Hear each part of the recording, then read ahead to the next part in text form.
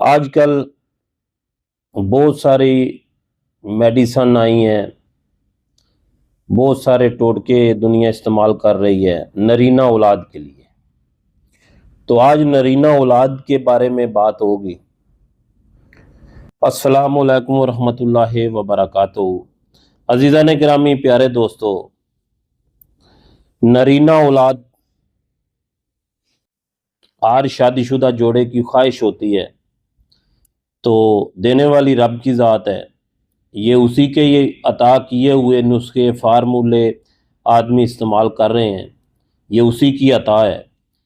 تو اللہ کی ذات ہے، جس کو لڑکے دے، جس کو لڑکیاں دے، جس کو بانجھ پن رکھے اور جس کو دونوں دے، یہ اس کے ہاتھ میں ہے سب کچھ۔ تو آتا ہوں نسخے کی طرف۔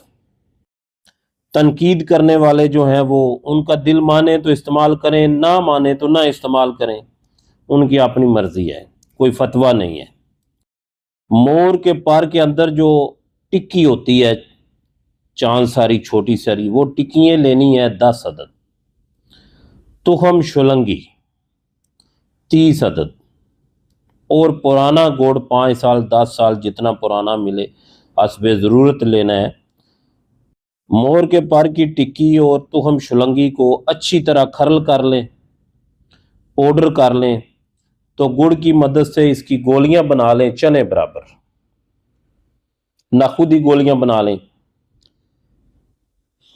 1 مہینہ حمل ہو جائے تو صبح نہار منہ گائے کے دودھ کے ساتھ، جس کے پیچھے بچڑا ہو، جس کا بچہ جو ہے وہ نر ہو، مادہ نہ ہو، صبح سورج کی کرن کو دیکھ کر یہ گولی کھا لیں،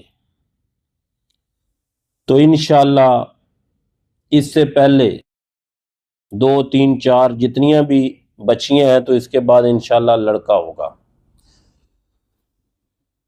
یہ بہت بار کا آزمودہ نسخہ ہے، تو اس کو بنائیں، یہ 5 دن استعمال کریں، اور پھر جب 2 مہینے گزر جائیں پھر 5 دن استعمال کریں، اسی طرح تو انشاءاللہ اللہ کے حکم سے نرینہ اولاد ہوگی۔